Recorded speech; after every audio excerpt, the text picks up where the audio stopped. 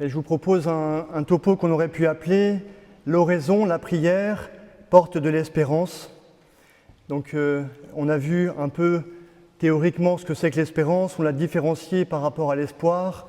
Maintenant, je voudrais voir comment on laisse l'espérance rentrer en nous et comment, dans le cas concret d'une personne, cela a pu se faire, et pour que vous puissiez avoir un peu des idées de concrètement maintenant comment on fait pour rentrer dans l'espérance. Alors ce topo pourrait avoir comme phrase un peu de l'écriture pour éclairer ce topo. Ce serait une phrase plutôt carmélitaine. Dans le silence et l'espérance sera votre force.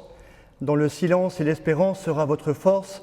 C'est un verset du livre d'Isaïe au chapitre 30, au verset 15. Pourquoi je prends ça? C'est aussi parce que le pape François, quand il a fait ce jubilé, il a écrit une bulle pour lancer ce jubilé sur l'espérance. Et dans cette bulle, il dit au tout début « Puisse le jubilé être pour chacun l'occasion de ranimer l'espérance ». Alors cette idée de ranimer, d'animation m'a intéressé, parce que finalement, ranimer l'espérance, on pourrait dire aussi, c'est ranimer le désir de vivre. Et si on fait la différence un peu au niveau du français, il y a ranimer ou réanimer. On ranime un feu, on ranime des souvenirs, de l'enthousiasme, et on réanime quelqu'un médicalement. Alors je ne sais pas si finalement l'espérance que nous cherchons à retrouver est une ranimation, une réanimation, dans le sens où finalement, ce que Dieu veut faire en nous donnant l'espérance, c'est nous donner aussi un cœur plus vivant, un cœur nouveau, et c'est bien la promesse que Dieu nous fait, de nous donner ce cœur nouveau, cet esprit nouveau, cette animation nouvelle. Nous pouvons vivre de différentes manières, et une des manières, celle que vous êtes invités à vivre, c'est celle de l'espérance, c'est celle de la vie chrétienne qui vous tourne vers la vie éternelle. Et comme vous le savez, vous qui avez été, pour la plupart, j'ai l'impression, formés chez les dominicains, un des grands principes de la théologie, c'est que la nature s'appuie toujours, la grâce plutôt, s'appuie toujours sur la nature. Le grand principe, c'est que la grâce ne détruit pas la nature, mais qu'elle la perfectionne. Donc ça veut dire que quelqu'un qui n'a pas de désir de vivre naturellement, de donner la vie, de transmettre la vie, n'aura pas non plus envie de la vie éternelle. Et la vie éternelle et le désir de vivre naturel vont se conforter l'un l'autre pour être plus forts et vous donner plus envie de vivre. J'ai envie de vous donner aussi cet enseignement en vous donnant aussi cette clé du désir de vivre. On verra que c'est un des thèmes que le pape aborde dans sa bulle sur l'espérance. Alors pour rentrer là-dedans, ce que je voudrais, c'est prendre l'exemple d'une personne concrète et donc prendre l'exemple d'une personne que je connais un peu mieux, qui est Thérèse de Jésus, Thérèse d'Avila, une carmélite, celle qui a réformé le Carmel à Avila au XVIe siècle et qui fait que je suis là aujourd'hui et qui est une mère pour toute l'Église, une personne qui a décrit comment l'âme passe d'une union à une union de plus en plus grande avec Dieu. Et Thérèse d'Avila, elle est drôle parce qu'elle a des petites histoires comme ça qu'elle raconte dans sa vie qui sont assez surprenantes. Quand elle était petite, un peu peut-être comme vous, avec vos parents, peut-être, pas tous, mais peut-être certains, on vous a parlé du ciel, le ciel c'est beau, au ciel tu seras bien heureuse, tu seras bien heureux, au ciel tu n'auras plus que le seul désir de louer Dieu, au ciel tu n'auras plus ces problèmes que tu as aujourd'hui, et donc tout ça, ça pourrait vous motiver. Et donc Thérèse d'Avila, elle a pris ça très, très au sérieux, et on lui dit aussi qu'un truc incroyable, qu'il y a des différents moyens pour aller au ciel, et qu'un moyen qui est vraiment très direct et qui marche à tous les coups, c'est le martyre. C'est le martyre. Et donc Thérèse, avec son petit frère, son grand frère Rodrigo, Thérèse a 6-7 ans, elle joue avec son frère, elle le motive, et elle comprend que si on meurt martyr, on va directement au ciel. Alors elle se dit, il faut qu'on trouve un moyen pour pouvoir avoir ces biens du ciel, il faut qu'on parte. Et alors elle emmène son grand frère un jour, elle qui est un peu plus petite, elle part à Avila, elle commence à marcher dans Avila, et où elle va, comme ça, elle va au pays des morts. Elle va, on va dire, dans le Maghreb aujourd'hui, parce qu'elle sait que là-bas, on se fait couper la tête, et donc elle veut y aller pour être sûre de pouvoir être sainte et aller directement au ciel. Donc elle met en œuvre cela, elle en parle à son frère, elle le motive. On peut dire que Thérèse d'Avila, elle a du leadership, comme on dit aujourd'hui.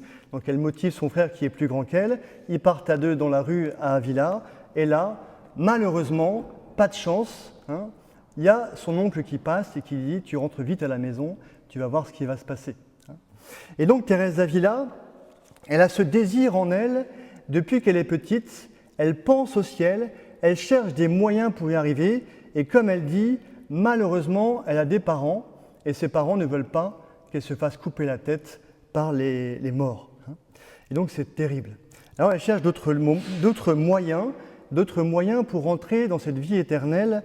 Et ce que je voudrais vous essayer de montrer, c'est comment elle a, au tout début de sa vie, elle voulait surtout aller au ciel pour les biens qu'on y avait.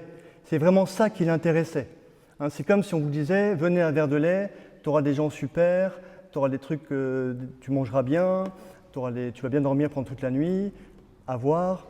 Et puis finalement, vous venez, c'est pas comme ça que ça se passe, et vous êtes un peu déçus. Thérèse, elle est un peu dans l'espoir au début de sa vie, elle pense au ciel, surtout pour les biens qu'on va y avoir. Elle est un peu comme le fils prodigue.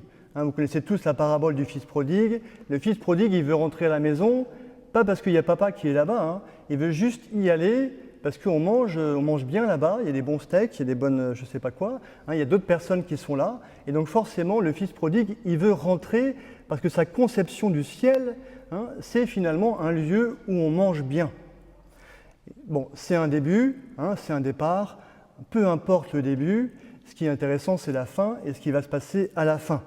Et le fils prodigue, qu'est-ce qui va se passer pour lui?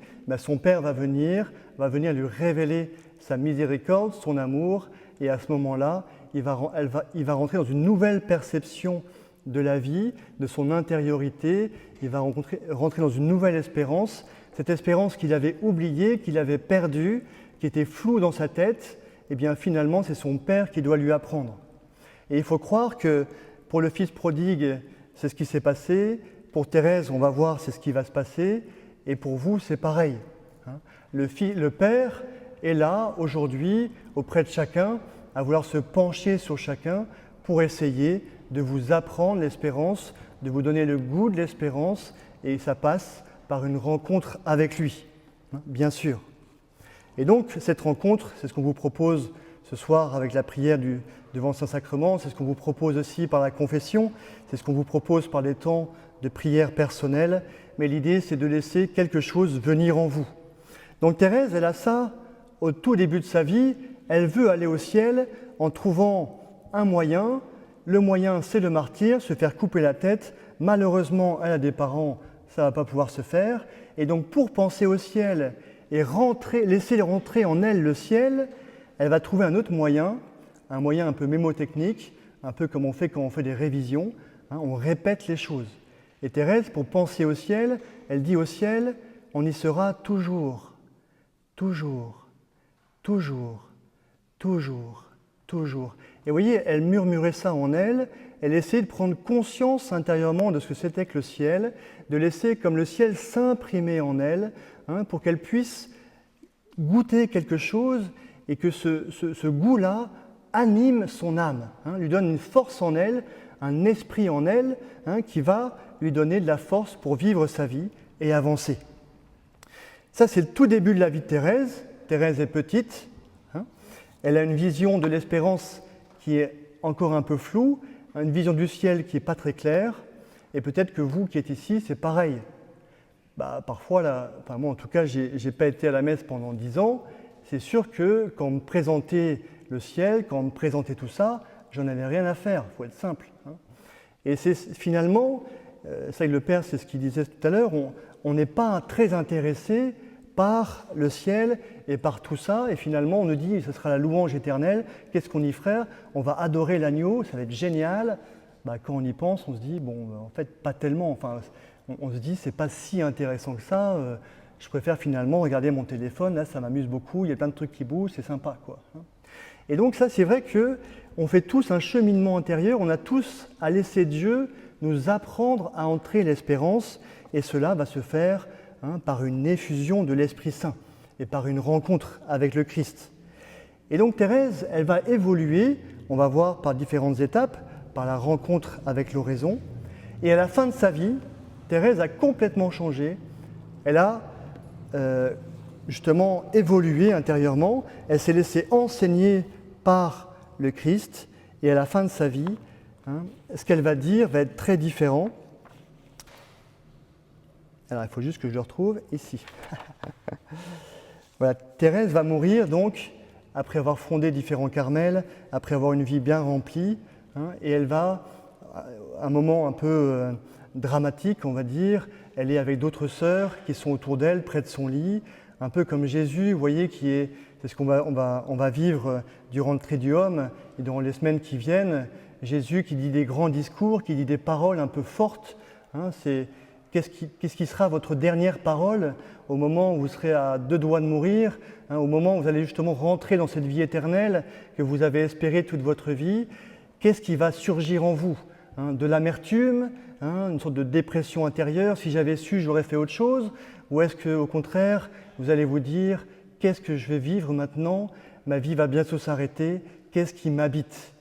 Et le but de la vie chrétienne, c'est de laisser quelque chose vous habiter de façon stable. Tout à l'heure, on parlait de la vertu, cette vertu qui vous fera agir, parler d'une manière spontanée selon ce qui vous habite. Qu'est-ce qui vous habite le matin quand vous vous levez? Qu'est-ce qui vous habite le soir quand vous vous couchez? Imaginez que vous mourrez ce soir, qu'est-ce qui vous habitera comme parole intérieure? Mince, j'ai pas fait ça, ou au contraire, c'est maintenant le moment de se retrouver. Et c'est ça que Thérèse va dire. Ces dernières paroles, je les trouve très belles et elles sont pleines de sens. Thérèse, au moment de mourir, elle va dire à ses sœurs qui sont auprès d'elle, quelques phrases, elle va dire « Pour l'amour de Dieu, je vous prie de faire grand cas, de garder la règle et les constitutions. » Thérèse a réformé le Carmel, elle a suivi une règle du Carmel, une règle religieuse, elle a écrite des constitutions avec ses sœurs, et elle dit finalement, au moment où elle va mourir, ou au moment où elle va voir le Christ, elle laisse une sorte de dernier témoignage. Gardez ça, pourquoi? Non pas parce que c'est moi qui l'ai écrit, donc c'est important, et dit gardez ça parce que c'est le chemin qui vous mènera au ciel. C'est le chemin, c'est la règle de vie, c'est les préceptes, c'est les commandements. Si vous les suivez intérieurement, si vous vivez ce qui vous demande extérieurement et intérieurement, vous allez parvenir au ciel, parvenir à la sainteté, et c'est ce que j'espère, vous espérez tous. Donc, qu'est-ce que c'est que pour vous vos règles et vos constitutions? C'est d'abord le baptême. Vous êtes tous baptisés et vous avez tous été appelés à être prêtres, prophètes et rois. Vous avez tous des engagements dans vos vies. Plus vous y serez attachés, plus vous les chercherez à les suivre intérieurement avec force, plus vous vous sanctifierez. C'est toute la belle théologie, la belle spiritualité du devoir d'État. Si vous êtes ici, vous avez choisi d'être ici, soyez ici. Ne cherchez pas à vous dire « Tiens, je vais envoyer plein de photos à mes copines, à mes copains, des textos, qu'est-ce que je ne sais pas quoi ».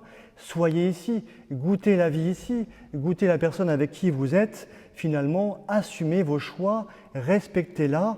C'est ce qui va vous aider à concentrer vos forces, vos énergies pour pouvoir donner le meilleur de vous-même.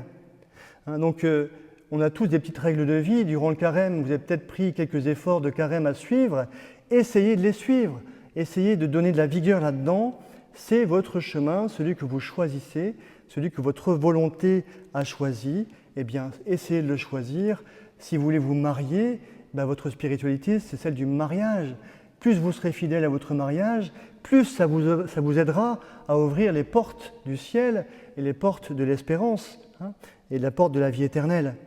Donc on a chacun des règles de vie, essayons de les suivre, d'y être fidèles, et comme ça, finalement, c'est facile la vie chrétienne et la vie spirituelle.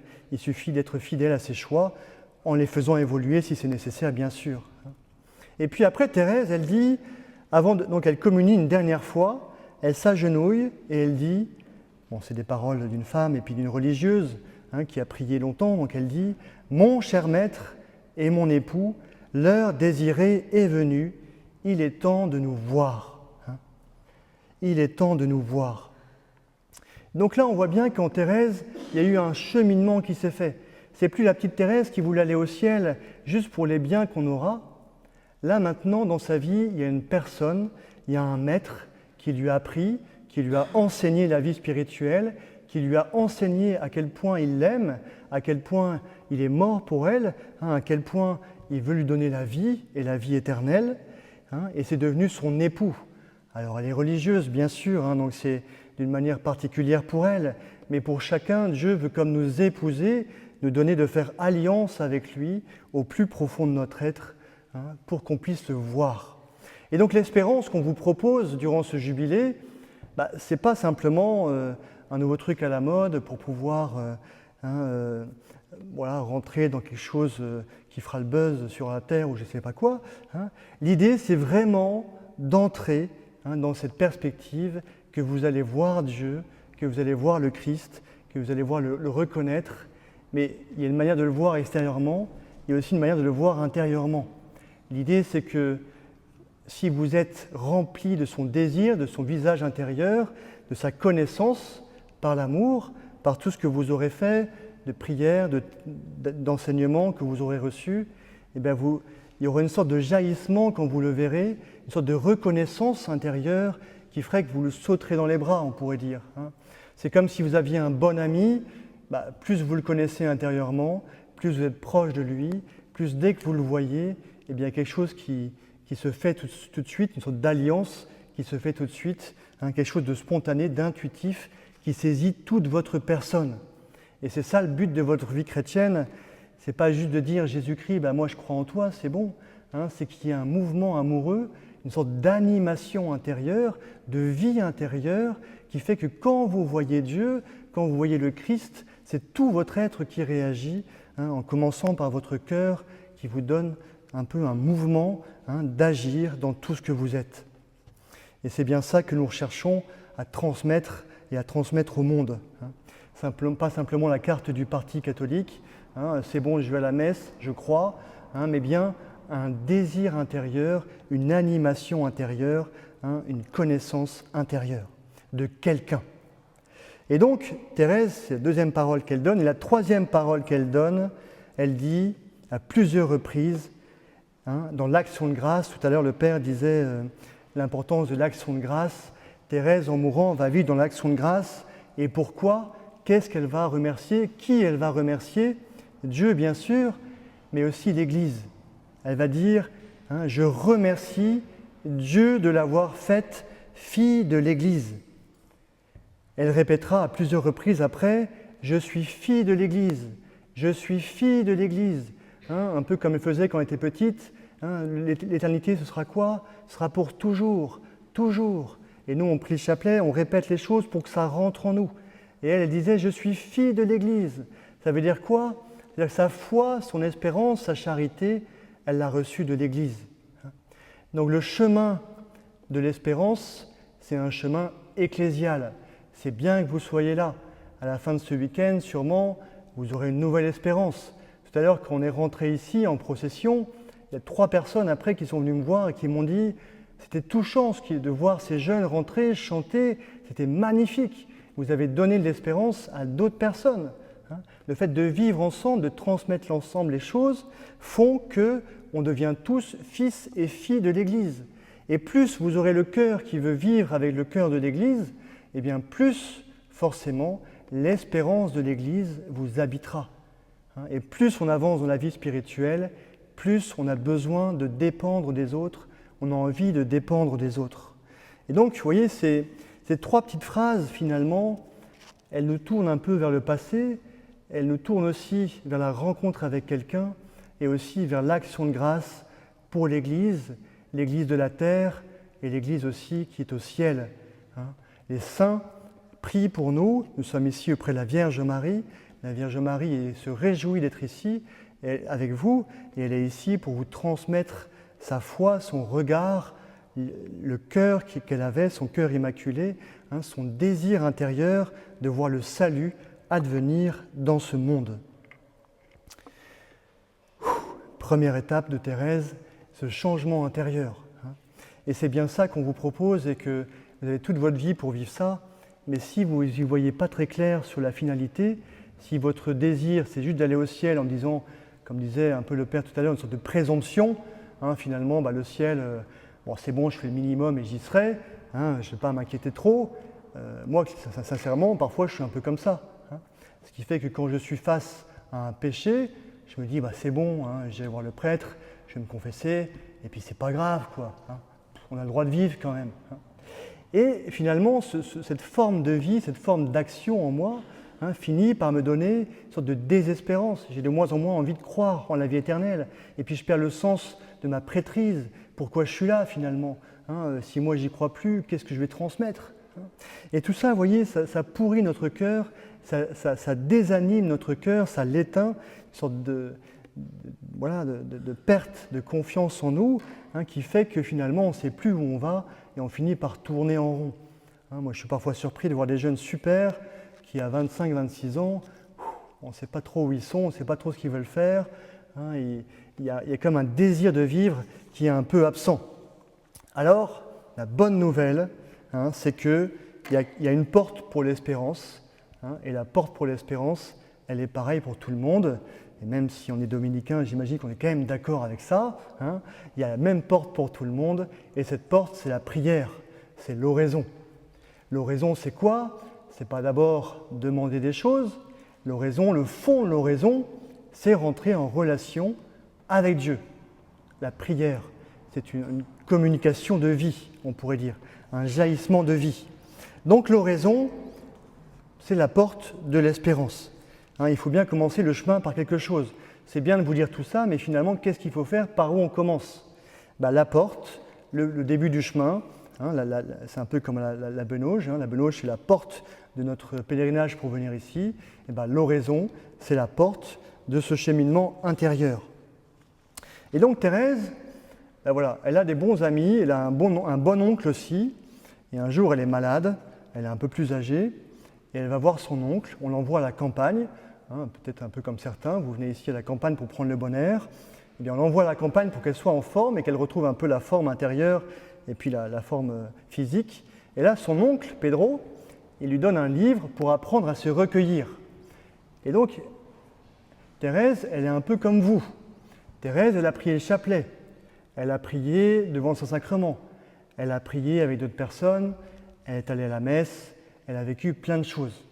Pourtant, le jour où on lui donne un livre pour apprendre à prier, à se recueillir, il y a tout qui change dans sa vie.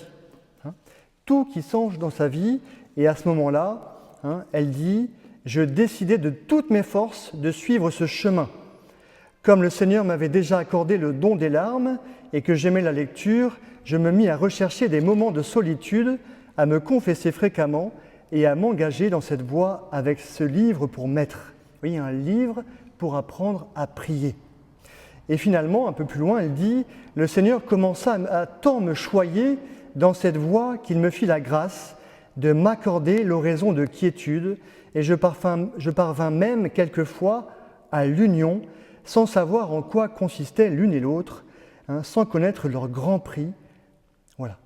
Je tâchais autant que possible de vivre en gardant en moi la présence de Jésus-Christ, notre bien et Seigneur, et c'était là mon mode d'oraison. » Donc vous voyez, Thérèse, elle a un avant et un après. Il y a peut-être des convertis parmi vous. Les convertis savent bien qu'il y a un moment avant et un moment après. C'est comme s'il y avait une sorte de... C'est votre corps, c'est votre âme, vous la connaissez depuis que vous êtes petit, puis tout d'un coup, vous vous rendez compte que votre âme, votre corps, enfin votre esprit intérieur, c'est comme s'il pouvait être animé d'une manière différente. C'est comme si finalement, vous étiez ici et que tout d'un coup, vous êtes plus ici. Thérèse d'Avila, elle dit, c'est quand même bizarre, on vous dit de vous recueillir, de rentrer en vous-même, c'est comme si on disait à quelqu'un de rentrer dans une pièce alors qu'il y est déjà. Et pourtant, c'est bien ça l'idée. C'est qu'en vous, il y a des demeures, comme dit Thérèse, c'est comme si vous étiez un château intérieur, comme la Benauge, c'est un très bon exemple, il y a plein de pièces, c'est grand, il y a des remparts autour, on peut être à l'extérieur du rempart, on peut être aussi à l'intérieur du château. Et Thérèse dit l'extérieur du château, c'est un peu comme l'enfer ou les lieux où Dieu n'existe pas. Et l'intérieur du château intérieur, eh bien, c'est justement ce lieu où, au centre, il y a quelqu'un qui nous attend, et ce quelqu'un, c'est Dieu. Et elle dit, il y a plein de demeures dans notre âme, comme il y a plein de demeures au ciel. Et donc, si vous voulez, ce que j'ai envie de vous dire là maintenant, ce qui est important, c'est de dire que votre vie de prière, vous ne la connaissez pas.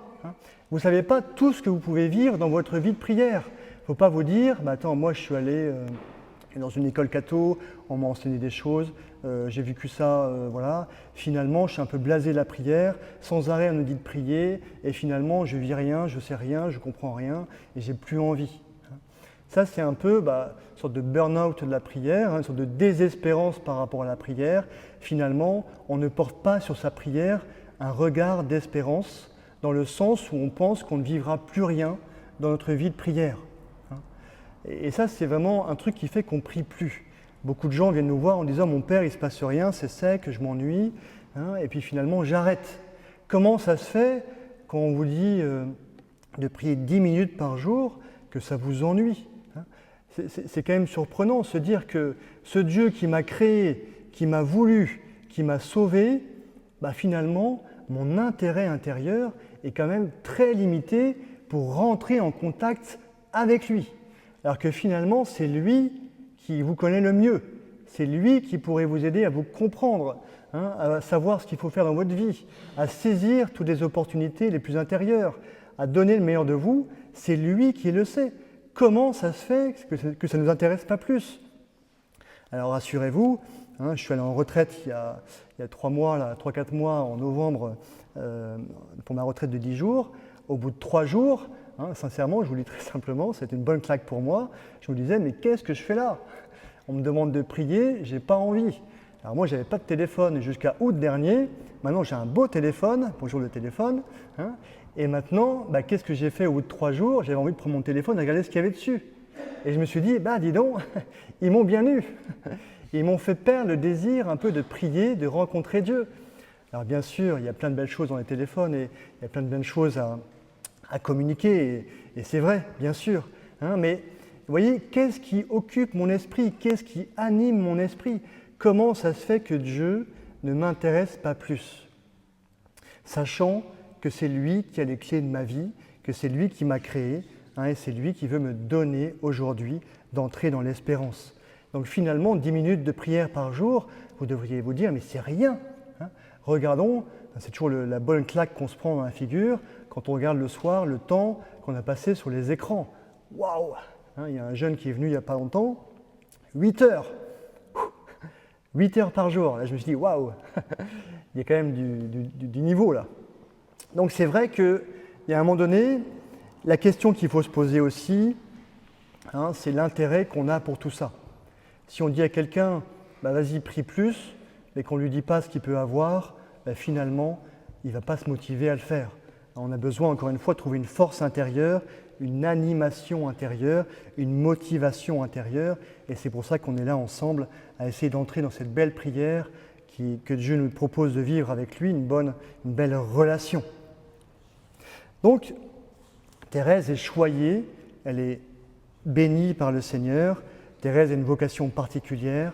C'est sûr qu'elle avait mission de parler de la prière à tout le monde, de fonder des lieux où on apprend à prier. Un Carmel, c'est ça finalement, c'est une école de prière. Et nous, on fait des écoles d'oraison pour essayer de transmettre cet esprit de prière. Et c'est vrai que quand les gens nous disent « Mon père, moi, j'arrive pas à prier, j'ai que plein de choses qui me dérangent, des distractions dans ma tête. » Et je leur dis, mais ce n'est pas ça le but de la prière. Le but de la prière, ce n'est pas de vivre un vide mental, ce n'est pas de concentrer son esprit pour qu'il n'y ait plus de distraction. Le but de la prière, c'est de se connecter à quelqu'un. Si, imaginons, on prend l'image d'une lumière, si vous voulez devenir la lumière du monde pour transmettre l'espérance qui vous habite au monde, il faut vous brancher. Il faut vous brancher sur Dieu. Et donc la prière, c'est le moment où on se branche à une centrale nucléaire qui éclaire un peu plus que nos centrales actuelles. Et donc tout ça, si vous voulez, pourquoi ça ne nous intéresse pas plus? Et cette question, je me la pose tous les jours. Pourquoi j'ai du mal à les prier? Et c'est là que je vois le poids du péché originel, et c'est là que je vois aussi le combat qu'il y a pour rentrer dans la prière. Et c'est normal qu'il y ait un combat pour rentrer dans la prière, vu que c'est dans la prière et dans l'oraison qu'on se connecte à Dieu et qu'on est sauvé. Donc forcément, il y a des esprits, on va dire des mauvais esprits. Les trois grands esprits, les trois mauvais esprits, c'est d'abord le démon, bien sûr, c'est l'esprit du monde, mais c'est aussi le vieil homme qui est en nous. Il est clair que le démon ne veut pas qu'on prie. Il est clair qu'il ne veut pas qu'on se recueille. Parce que celui qui commence à se recueillir, forcément, il commence à être fort intérieurement. Parce que le silence, dans le silence, et l'espérance sera votre force. Donc si vous rentrez dans le silence, si vous commencez à laisser Dieu vous sauver et à vous donner la vie, à vous communiquer sa vie qui vous rendra fort et capable, comme Marie, de vous tenir au pied de la croix, fort debout, capable de porter ce poids-là, eh bien, de toutes vos croix personnelles, eh bien, c'est sûr que le démon, il ne veut pas ça. Il veut au contraire que vous soyez faible, que vous soyez attiré uniquement par les choses du monde et qu'au bout d'un moment, il éteigne en vous l'espérance, parce que s'il y arrive, c'est aussi d'éteindre une personne qui peut transmettre l'espérance.